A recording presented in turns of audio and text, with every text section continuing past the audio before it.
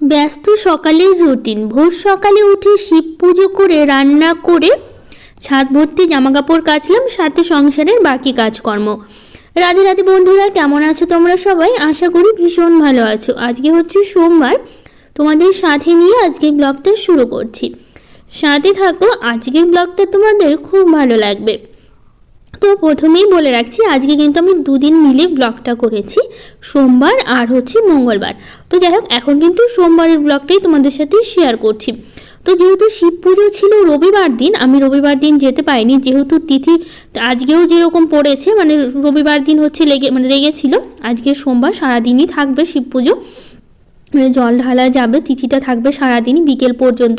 তো কালকে যেতে না পারার কারণে সেই কাজটা আমি আজকেই করব। তো যাই হোক, এই যে শাড়িটা দেখতে পাচ্ছ, এই শাড়িটাই আমি পরবো, যেহেতু শিব পুজোর সময় এই কালারের শাড়িগুলোই বেশি, মানে সাদা লালের মধ্যে বেশি ভালো লাগে। তো ভাবলাম এই শাড়িটাই পরবো। তো যাই হোক, একবারে স্নান করে রেডি হয়ে শাড়ি পরে নিয়েছি। এখন খুবই সকাল সকাল কাজকর্মগুলো করছি, তাড়াতাড়ি করে ঘর বাড়ি ঝাড় দেওয়া, মোছামুছি যা যা ছিল সবই কিন্তু করেছি। তো সেগুলোর সাথে তোমাদের সাথে ভিডিও করা হয়নি, যেহেতু বাবানের পাপা আজকে স্কুল যাবে, সকাল সকাল আমাকে করতে হবে। আর এখন না মন্দিরে যাবো ওখানে পুজো দিতে, তো সেই কারণে না এত তাড়াহুড়ো করে করেছি, আর ভোর ভোর উঠেছি যাতে সব কিছু করতে পারি। তো যাই হোক, এদিকে ঘরে একটু পুজোটা দিয়ে তারপরে হচ্ছে মন্দিরে বেরোবো। তো যাই হোক, ভিডিওটা আজকে একটু কেঁপে কেঁপে প্রথমের দিকে এরকমই আছে, তো তোমরা প্লিজ একটু ম্যানেজ করে নিও। আমি বাবানের পাপাকে বললাম একটু ভিডিওটা করে দাও, একটু তাড়া আছে, মানে নিজে নিজে করলে একটু সময় লাগে, তাড়াতাড়ি করতে হবে। ও করে দিয়েছে ঠিকই, মানে এতটা ফোনটা কাঁপিয়েছে, তো সেই জন্য একটু ভিডিওটা হয়েছে। তোমরা প্লিজ প্রথমে বলছি একটু ম্যানেজ করে নিও। তো সেই কারণে হচ্ছে ভিডিওটা এরকম হয়েছে। তো যাই হোক, এখন আমি ঘরের পুজো দিচ্ছি। তো ফল এনেছিল কালকে বাবানের পাপা, তো এনে রেখেছিল, তো সেটা দিয়ে করবার কিছুটা ফল আমি নিলাম, যেগুলো আমি মন্দিরে দেব। তো প্রতি বছর তো শিব পূজায় জল ঢালতে যাই শিবের মাথায়। এমনি পুজো বলতে গেলে আমি ঘরে যতটুকু যেরকম প্রতিদিন দিই সেরকমই দেওয়া হয়, আর হচ্ছে মন্দিরে গিয়ে জল ঢেলে আসি। প্রতি বছরই সেরকম করা হয়, যেরকম রাত জেগে যেটা শিব পুজো করা হয় সেটা করা হয়নি। একবার করেছিলাম ছোটোবেলায়, সে বিয়ের অনেক আগে 1 বছরও করেছি, তারপর আর করা হয়নি। মানে প্রতি বছর আমি জলই ঢালি, আর ঘরে হচ্ছে যে আমার শিব ঠাকুরটা আছে, ওখানে যেরকম পারি আমি নিজের মতো করে পুজোটা দিই। এভাবেই প্রতি বছর করা হয়। তো এবারও আমি সেরকমভাবেই করছি। তো জলটা আমি যখন নিয়ে আসবো আর কি, তখন হচ্ছে বাড়িতে না আবার ঢেলে নিব। তো সেই জন্য দুধ দিয়ে শুধুমাত্র এখন স্নান করিয়ে দিলাম, আর হচ্ছে ফল দিয়ে, মানে যেরকম পুজো দিই সেরকমভাবে এখন পুজো দিচ্ছি। তো সব কিছু এমনি গুছিয়ে নিয়েছি, যেগুলো নিয়ে মন্দিরে যাব, ফুল, তারপর হচ্ছে ধূপকাঠি, সব কিছুই নিয়েছি। ওখান থেকে গঙ্গা জলটা নেব নদী থেকে।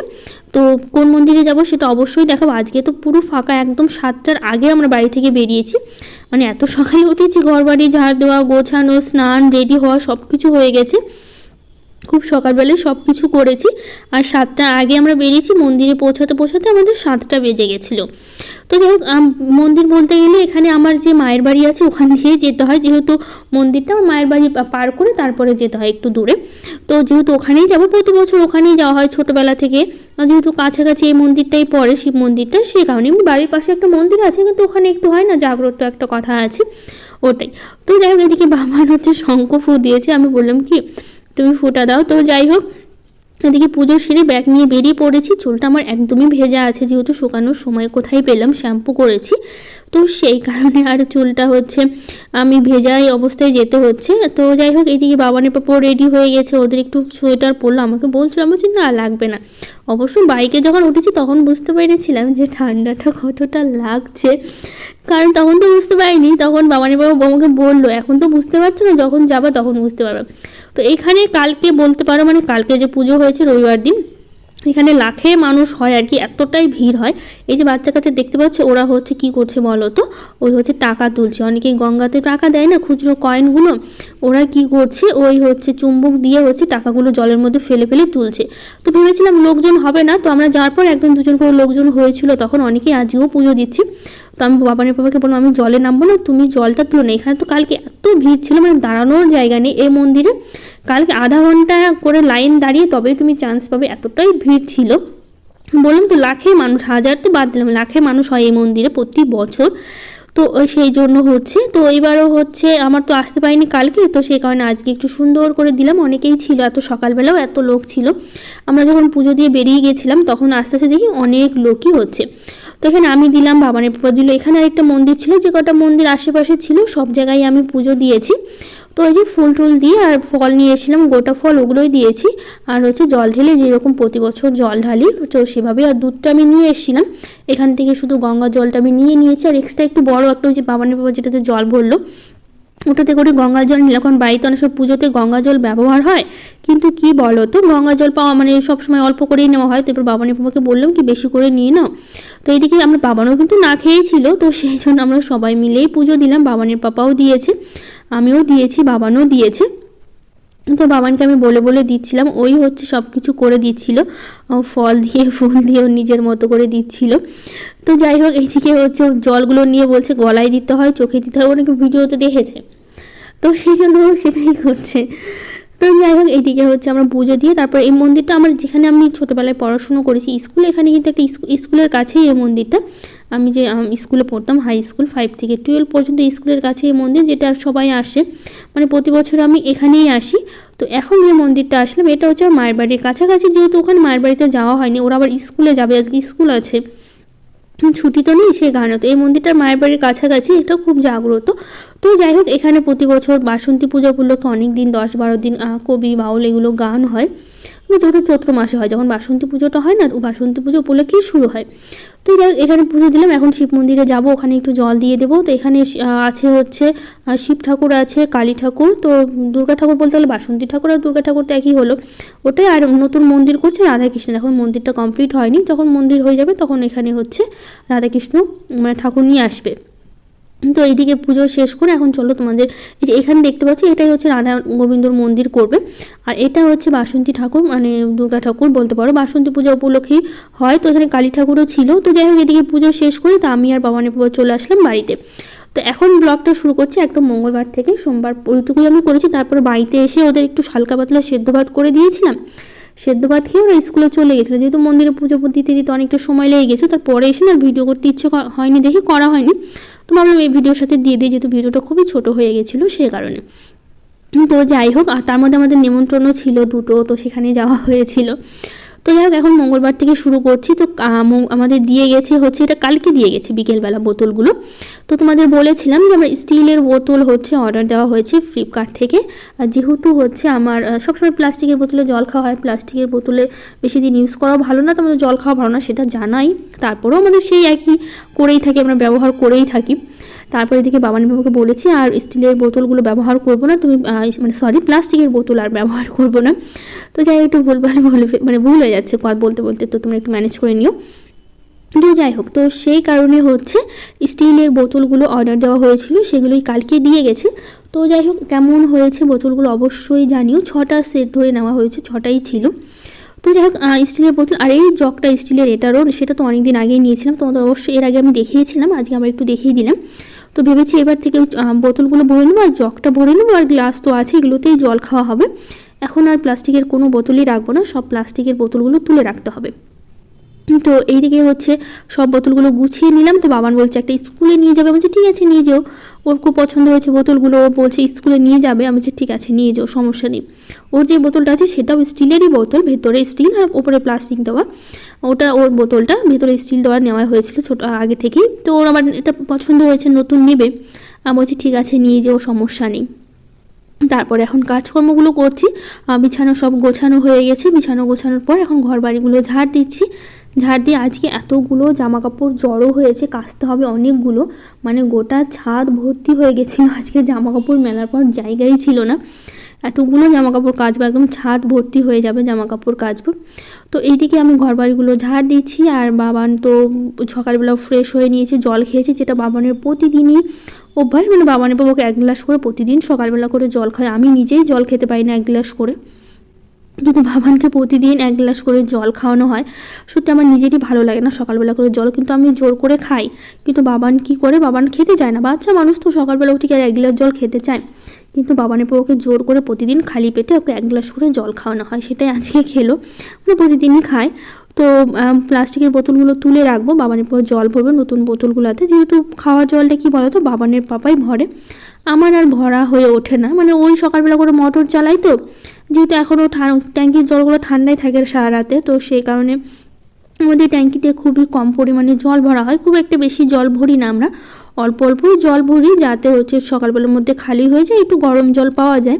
তো সেই কারণে সকালবেলা করে বাবানের পাপাই মোটরটা চালায়, ওই খাওয়ার জলটা ওই ভরে নেয়। তো এই যে উঠানটা ঝাড় দিচ্ছি, ঘর বাড়িগুলো ঝাড় দেওয়া হয়ে গেছে, আজকে আর ঘর বাড়িগুলো মুছবো না, শুধুমাত্র ঝাড় দিয়েই রেখে দেবো। আর প্রতিদিন তো আমি এই যে রাস্তা পর্যন্ত ঝাড় দিই, তো সেখানে আজকেও সেরকমভাবে একদম রাস্তা পর্যন্ত ঝাড় দিয়ে পরিষ্কার করে ফেললাম। তো চলে আসলাম এখন, এই যে প্লাস্টিকের বোতলগুলো জল ফেলে দিয়েছি সব, এগুলো এখন বস্তাতে ভরে রেখে দিয়েছি, ফেলবো না।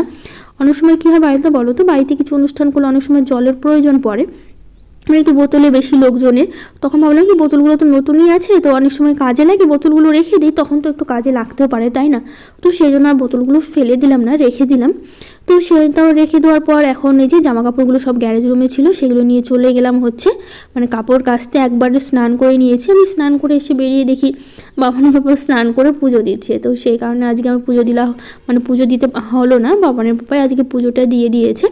তো আমার স্নানের আগে ওর স্নান হয়ে গেছে, যেহেতু আমি এতগুলো জামা কাপড় কেচেছি, স্নান করতে তো একটু সময় লাগবে, অতগুলো কাচা কম সময় লাগে। তো এসে দেখি বাবানপুর অর্ধেক পুজো হয়ে গেছে, তো ওই পুজোটা দিল। তো আজকে রান্না করব মাছের ঝোল, করব শাক, করব আর করব হচ্ছে পেঁয়াজকুলি একটু আলু দিয়ে ভাজা করব। তো মাছগুলো বেশি ছিল না, 4 পিস মাছ ছিল, তো 4 পিস মাছই রান্না করব।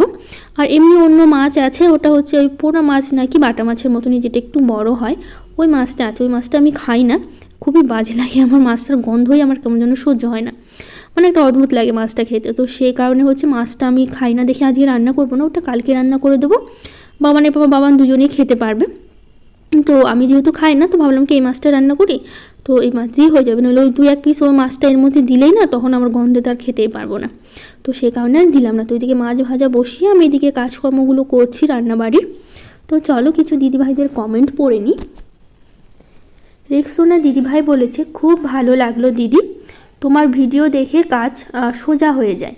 থ্যাংক ইউ দিদিভাই, তোমাকে অনেক ভালোবাসা এত সুন্দর করে বলার জন্য।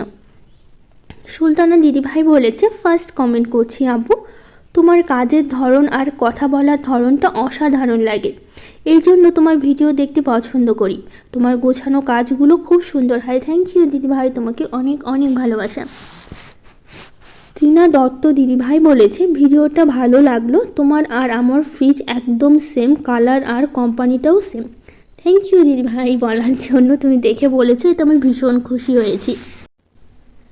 বিথিকা সরকার দিদিভাই বলেছে, তুমি যে ভয়েস দাও সেই ভয়েসটা এত মিষ্টি আসে আর হেসে কথা বলো, খুব ভালো লাগে। থ্যাংক ইউ দিদিভাই, এত সুন্দর করে বললে, আমার ভীষণ ভালো লাগলো শুনে। আমি জানি না আমার ভয়েসটা কতটা ভালো লাগে সবার কাছে, কিন্তু আমি মানে নিজে যাই না, মানে নিজে আমি শুনি আমার অতটা ভালো লাগে না, কিন্তু তোমরা মানে অনেকেই প্রশংসা করা, মানে বলো যে আমার ভয়েসটা নাকি সুন্দর। তো যাই হোক, থ্যাংক ইউ এত সুন্দর করে বললে সেই জন্য। কিন্তু এইদিকে মাছের ঝোলটা করব, তো আমি তো ওইদিকে মশলাটা করে নিয়েছি আগে থেকেই, আর এদিকে শাকটা হচ্ছে বাছতে হবে, মেথি শাক রান্না করব। মশলাটা বেটে নিয়েছি, যেরকম মশলা দেওয়া হয় আদা জিরা লঙ্কা টমেটো, আমি একবারে পেস্ট করে নিই মশলার সাথে, তো সে কারণে একবারে কষিয়ে নিচ্ছি। আর এইদিকে আমি আলুটা কেটে নিচ্ছি পাতলা পাতলা করে, পেঁয়াজকুলির সাথে ভাজা করব, তো পেঁয়াজকুলিটাও কাটতে হবে। তা আগে ভাবলাম আলুটা কেটে নিই, কেটে তুলে রাখবো ঝুড়িতে, রেখে তারপর পেঁয়াজকুলিটা কাটবো। পেঁয়াজকুলি বেশি ছিল না, অল্পই ছিল, তো আমার খুব একটা ভালো লাগে না পেঁয়াজকুলি খেতে, বাবানের বাবার খুব পছন্দ পেঁয়াজকুলি খেতে, তো ওই পেঁয়াজকুলিটা বেশি পছন্দ করে, তো ওর জন্যই ভাজা বলতে পারো। তো এইদিকে ভাতটা হয়ে এসছে, প্রায় নামিয়ে নেব। তো এইদিকে মশলাটাও কষাচ্ছি, আর সাথে হচ্ছে পেঁয়াজকুলিগুলো কেটে নিচ্ছি। পেঁয়াজকুলি অবশ্য ছোটো মাছ দিয়ে খেতে ভীষণ ভালো লাগে, ছোটো মাছ খুব একটা খাওয়া হয় না আমাদের, যেহেতু ওই বাছার একটা ঝামেলা থাকে, ওটা তার দোকান থেকে কেটে দেয় না, বাকি মাছগুলো কেটে দেয়। মাছ কাটাকাটি আমার একদমই পছন্দ না, খুব কম মাছ কাটি, মাঝে মধ্যে কখনো কাটা হয়, বেশিরভাগ সময়গুলো বাবানের পাপাই মাছ কাটে, আর বেশিরভাগ মাছ আমাদের কেটেও নিয়ে আসে, খুব কমই ছোটো ছোটো মাছ হলে তখন বাড়িতে এসে কাটতে হয়। আর মাছ ধোয়ার কাজটা সবসময় বাবানের পাপা করে, আমার মাছ ধোয়া একদমই পছন্দ না, মানে ভালো লাগে না বলতে গেলে, তো সে কারণে মাছ ধোয়াটা বাবানের পাপাই সবসময়ই করে। তো এদিকে জলটা দিলাম, আগে থেকে ওখানে বসিয়েছিলাম, গরম হয়ে গেছিলো, তো সে কারণে ফুটতে খুব একটা সময় লাগলো না। তো এখন এর মধ্যে দিয়ে দেবো মাছগুলো দিয়ে আরও কিছুক্ষণ জাল করে নেব, তাহলেই মাছের ঝোলটা হয়ে যাবে। একটু পাতলা পাতলা করে মাছের ঝোল করছি, আর যেহেতু পাতলা করে ঝোল খেতেই ভালো লাগে। তো এদিকে মাছের ঝোলটা হয়ে গেছে, নামিয়ে নেব। এদিকে আমি আটাটাও মেখে নিয়েছি আমার রুটির জন্য, যেহেতু সকালবেলা করে রুটি খাই আর রাতে করি, সেই জন্য মেখে নিয়েছি আটাটা। তো এইদিকে বেগুন ভাজা করছি, যেহেতু বেগুন দিয়ে শাকটা করবো, আর একটু বেগুন ছিল বড় দেখে, তো ওই বেগুনটা হচ্ছে বাবানের টিফিনে দেবো, একটু হচ্ছে রুটি দিব বাবানের টিফিনে, তো সেই কারণে ভাবলাম বেগুন ভাজার সাথে দিয়ে দেবো, ওটা খেতে পারবে টিফিনে। সেই কারণে তো বেগুনগুলো ভালো করে উল্টে পাল্টে ভেজে নিচ্ছি। এদিকে আটা মাখাটা হয়ে গেছে, সেজন্য হাতে আটা লেগে আছে, মানে আটা মাখছিলাম তখন আমি। তো বেগুনগুলো ভালো করে ভেজে তুলে নিলাম। এর তেলের মধ্যে এখন দেবো হচ্ছে কালো জিরে আর কাঁচা লঙ্কা ফোড়ন দেবো, দিয়ে তারপর শাকটা দিয়ে দেবো। মেথি শাকটা মনে হয় অনেক, মানে দেওয়ার সময় তো বেশ ভালোই বেশি লাগে, কিন্তু পরে তখন একদমই কমে যায়। একটু লবণ দিয়ে ঢাকা দিয়ে রেখে দিলেই একদমই কিন্তু শাকটা সুন্দরভাবে সেদ্ধ হয়ে যাবে। তো এদিকে শাকটা হোক, ততক্ষণ আমি রুটিগুলো ভাজি, শাকটা নামিয়ে আবার পেঁয়াজগুলিটা ভাজতে হবে, তাহলেই রান্না হয়ে যাবে, খুব একটা সময় লাগবে না। তো এইদিকে আমি রুটিটা বেলে নিচ্ছি। চলো আরও কিছু দিদিভাইদের কমেন্ট পড়ে নিই। হ্যাপি লাইফস্টাইল মাম্পি ব্লগ থেকে দিদিভাই বলেছে, ফ্রিজের স্ট্যান্ডটা কোথা থেকে কিনেছো? আর তোমার মতো আমারও সেম ফ্রিজ। তো ফ্রিজের স্ট্যান্ডটা বলতে গেলে আমি ফ্রিজের দোকান থেকেই কিনেছি, যেই দোকান থেকে আমি ফ্রিজ নিয়েছিলাম তখন ওই ফ্রিজের দোকানে এই স্ট্যান্ডগুলো ছিল, তখনই আমি একসাথেই নিয়েছি। লোকটা বলেছিল দোকানদার যে লাগবে কিনা, তো যখন ভাবলাম যে আছে যখন, তো এখান থেকেই নিয়ে নিই, আবার কি অন্য দোকান থেকে নেব। তো সেই জন্য যখন ফ্রিজটা নিয়েছিলাম আমরা, তখনই ওই স্ট্যান্ডটা আমরা ফ্রিজের দোকান থেকেই নিয়েছিলাম। তো এদিকে শাকটা হয়ে গেছে, আর এদিকে আমি পাশে রুটিগুলো ভাজছি। এদিকে আমি কড়াইটা ধুয়ে তারপরে হচ্ছে আমি বসিয়ে দেবো হচ্ছে পেঁয়াজকলি ভাজাটা। তো কড়াইটা ধুয়ে আমি বসিয়ে দিয়েছি, ওই যে কড়াইটা গরম হোক, ততক্ষণ এদিকে আমি রুটিগুলো ঝটপট করে ভেজে নিই। আর রুটিগুলো যখন ফুলে তখন কিন্তু ভীষণ ভালো লাগে ভাজতে, অনেক সময় ফুলে না, দুই একটা থেকে যায়, ফুলতে যায় না। তো যাই হোক, এদিকে বাবানের টিফিনেও রুটি দেবো। রুটি বলতে গেলে একটু হালকা তেলে না একটু ভেজে নেবো বাবানের হচ্ছে রুটিটা। তো শুধু রুটি দিতে চাইছিলাম, ও বলছো আমাকে তেলে ভেজে দাও, তারপর আমি নিয়ে যাবো। তো বললাম ঠিক আছে তাই হবে। তো এইদিকে পেঁয়াজ কুড়িটা আমি ভেজে নিচ্ছি, এর মধ্যে একটু হালকা লবণ আর হলুদ দেবো, তাহলেই হয়ে যাবে। তো আগের দিন ব্লগে আরও কিছু দিদিভাইরা কমেন্ট করেছে, Archana Haldar, Lotus, Mampi blog, Samia Akter, Rinti Haldar, Shreyasi blog, Nasrin Khatun, সবাইকে থ্যাংক ইউ, অনেক ভালোবাসা। একদমই হালকা তেলে একদম পরোটার মতো করে সুন্দর করে হচ্ছে আমি ভেজে নিলাম। তো এদিকে ভাজা হয়ে গেছে, এদিকে আমার পেঁয়াজ কুড়িটা প্রায় ভাজা হয়ে গেছে, আর একটু ভেজে নেব। তো চলো এখন রান্নাঘরটা পরিষ্কার করি। তো দেখতে পাচ্ছ রান্নার টাইলসের ওপর লেগে আছে ওয়ালের সাথে। কি হয়ে গেছে বলো তো, আমি হচ্ছে মশলা করছিলাম মিক্সিতে, তখন মশলার হচ্ছে কৌটার যেটা ঢাকনাটা আর কি, ওটা একটু ঢিলা হয়ে গেছিলো, আর খুলে একদম সাইড থেকে মশলার ছিটে এসে পুরো ওয়ালের সাথে একদম লেগে গেছে ছিটে ছিটে। আমার গায়ে আসেনি, যেহেতু আমি এক সাইডে ছিলাম, আর ওটা মানে আরেক সাইড দিয়ে হচ্ছে বেরিয়েছে। তো সেই কারণে হচ্ছে একদম এসে ওই ওয়ালের সাথে লেগে গেছে, টাইলসের সাথে। তো সেটাই আমি ঘষে ঘষে এখন পরিষ্কার করলাম, মানে করছি আর কি, বেশিক্ষণ ধরে সময় লাগছে ঘষে ঘষে পরিষ্কার করতে। তো এটা পরিষ্কার হয়ে গেল, তারপর এখন সব কিছু আমি রাখলাম ওখানে, তরকারিগুলো এখানে রেখে তারপরে আমি ওখানে কাজ করছিলাম, যাতে এই দিকটা পরিষ্কার করে ওই দিকটা করতে পারি। তো এদিকে ওভেনটা পরিষ্কার করে নিচ্ছি, এখন শুধু বাসনগুলো বাকি আছে, বাসনগুলো মেজে তারপরে হচ্ছে ধুয়ে রাখবো, তাহলেই রান্নাঘরের মোটামুটি কাজ হয়ে যাবে। তো বাসনগুলো একটা একটা করে আমি ধুয়ে রাখছি। আজকে বেশি মানে খুব একটা কমন, আবার বেশিও বাসন না, রান্না করতে হলে মানে যে কটা বাসন লাগে সে কটা এখনও কাউকে আমি খেতে দেইনি, যেহেতু এখনও সময় হয়নি খাওয়ার, সেই কারণে এদিকে বাসনগুলো মেজে নিই, তারপর ওদের খেতে দেবো, যেহেতু স্কুল যাবে বাবান দুজনেই স্কুলে যাবে। তো সেই কারণে হচ্ছে রান্নাটাও যেরকম প্রতিদিন সকাল সকাল করি সেরকমভাবেই করে নিয়েছি আজকে। আর রান্নাবাড়ি আমাকে সকালেই করতে হয়, দুপুরবেলা করার কোনো অপশান নেই, যেহেতু ওরা খেয়ে দিয়ে বেরোবে। এদিকে বাবানের টিফিনটা রেডি করতে হবে। তো এদিকে বাসন মাজা কমপ্লিট, এখন চলো টিফিনটা রেডি করে নিই। তো বাবানের যেহেতু সবসময় ছিঁড়ে দিতে হবে, ও হচ্ছে ছিঁড়ে খেতে পারে না, মানে খেতে পারে না বলতে গেলে ছিঁড়তে পারে, কিন্তু অনেকটা সময় লাগে, অসুবিধা হয়। তখন আবার ছিঁড়তে টিফিনের টাইমই শেষ হয়ে গেল, কিন্তু খাওয়া হলো না। তো সেই কারণে সবসময় ওকে আমি ছিঁড়ে রুটি পরোটা লুচি যাই দিই টিফিনে, সবসময় ছিঁড়ে দিয়ে দিই। আর এখানে দিলাম 2 পিস বেগুন ভাজা, আজকে ও নিজেই বলেছে এগুলো নিয়ে যাবে, আর একটু আলু দিলাম, পেঁয়াজ কুড়িটা পছন্দ করে না, তো সেই জন্য শুধু বেছে বেছে আলুগুলো দিলাম। তো আজকের বাবানের টিফিন এইগুলোই, অনেকদিন বিস্কুট নিয়ে যায়, অনেক কিছুই নিয়ে যায়, যেদিন বাইরের খাবারগুলোর পছন্দ করে, বাড়িতে খাবে না, তো সেই জন্য। তো এইগুলো আমি লবণের এটা ধুয়ে রেখেছিলাম আগেই, তো এটা শুকিয়ে গেছিলো, মানে আজকে ধুইনি, পরশু দিন আমি ধুয়েছিলাম। তো যাই হোক, এদিকে লবণটা দিয়ে রাখলাম। আর এই কাসুন্দিটা যেটা বাবানের ভালোই পছন্দ করে, মানে আমারও মোটামুটি ভালো লাগে, খুব একটা খারাপ লাগে না, শাকের সাথে ভাতের সাথে অনেক সময় কাসুন্দি দিয়ে খেতে। তো সেই কারণে হচ্ছে ওটা রাখলাম। কাসুন্দিটা সবসময় আমাদের টেবিলে থাকে, কারণ অন্য কোথাও রাখলে তখন মনে থাকে না খাওয়ার কথা, সামনেখানে থাকলে তখন দেখা যায় আর মানে চোখে পড়ে, তখনই খাওয়া হয়, তাছাড়া খাওয়া হয় না। তো যাই হোক জামা কাপড়গুলো সে আমি সকালেই কেচেছি স্নানের সময়, কিন্তু স্নান করে সোজা রান্নাঘরে ঢুকেছিলাম, ভাবলাম দেরি না হয়ে যায় আবার, সে কারণে আর এতগুলো জামা কাপড় নিয়ে ছাদে আসা সম্ভব না। বাবানের পাপা আমাকে দিয়ে গেছে ছাদে জামা কাপড়গুলো, যতগুলো কেচেছি আজকে অনেকগুলো জড়ো হয়ে গেছিলো, কদিন কাচিনি তাতেই এতগুলো জামা কাপড় জড়ো হয়ে গেছে। তো সবকটাই মেলে দিয়েছি। বাবানের প্রতিদিন একটা একটা করে পরে, একটা একটা করে খুলে রাখে, যেহেতু প্রতিদিনের জামা কাপড় আমি ওকে প্রতিদিনই পাল্টে দিই, মানে আজকে পরলো সেটা আবার কালকে পরাই না, সবসময় খুলে রাখি, পরে আবার একটা ধোয়া পরাই স্নানের পর। তো সে কারণেই যে জামাগুলো হয়ে গেছে অনেকগুলো, 3-4 দিনের 3-4টা জামা হয়ে গেছে, যেগুলো প্রতিদিন একটা একটা করে পরে পরে খুলে রেখেছে। তো যাই হোক, এই একটা নাইটি যেটা লাল রং দেখতে পাচ্ছ, লাল রংটা কিসের বলো তো, এগুলো হচ্ছে আলতা পড়ে গেছিলো। তোমাদের তো দেখিয়েছিলাম, বৌদি হচ্ছে আমার এখানে সাজতে এসেছিলো শিব পূজাদের, মানে রবিবার দিন সাজতে এসেছিলো। তো পায়ে আলতা পরতে ভুলে গেছে, তো রেডি হয়ে গেছে শাড়ি পরা, তখন বলছে আলতা আছে আমাকে একটু আলতা দাও পরবো। তো আমি বললাম তুমি রেডি হয়ে আবার ঝুঁকে হচ্ছে আলতা পরবো, তখন শাড়িটা নষ্ট হয়ে যাবে, তুমি দাঁড়াও আমি নিজেই পরিয়ে দিয়েছি। তো আমি ওকে আলতা পরিয়ে দিচ্ছিলাম, তখনই আমার হাত থেকে আলতার গোটাটা পড়ে গেছিলো নিচে। তখন তড়িঘড়ি করে এই নাইটি দিয়ে মোছা হয়েছিল। তো নাইটিটা যেহেতু আমি পরি না, তো সেই কারণে হচ্ছে ভাবলাম কি এটা দিয়ে মুছে ফেলি, তাড়াতাড়ি করে একদম টাইলসে দাগ লেগে যাচ্ছিলো। তো আমার হাত থেকে কোটাটা পড়ে গিয়ে আলতাটা পড়ে যায় নিচে, তো সেই কারণে হচ্ছে আমি ওটা দিয়ে তাড়াহুড়ো করে মুছে নিয়েছিলাম। তো সেই জন্য দাগ ছিল, তো কাচার সময় এত রঙ উঠছিল, তো ওটা তো আলাদা করে রেখেছি, নইলে সব জামা কাপড়ে দাগ লেগে যেত, মানে কাচার সময়, নইলে সব জামা কাপড়ে ধর আলতার রঙটাই লেগে গেল। তো ভাবলাম নাইটিটা যেহেতু পরি না, তারপর অনেক সময় মানে কোনো কাজে যদি লাগে, তো ভাবলাম ধুয়েই রাখি, আলতার দাগটা উঠে যাবে। তো আলতার দাগটা উঠলো না, মানে যতটা হালকা একটু হয়েছে, তো তারপর তো দাগ তো আছে, আলতার দাগ কি আর ওঠেও ভাবে পড়লে, অনেকটা বেশি যেহেতু আলতা পড়ে গেছিলো সেই কারণে। তো যাই হোক, এই যে শাড়িটা পরে গেছিলাম আমি জল ঢালতে, তো নিচে একটু কাদা কাদা লেগে গেছিলো, তো ভাবলাম ধুয়ে দিই, যেহেতু আবারও পুজো টুজো হলো কখন তো পরতেই হবে, আর এরকম সাদা লাল শাড়ি তো পুজো ছাড়া পরতেও ভালোও লাগে না, তো সেই কারণে তখনই পরবো।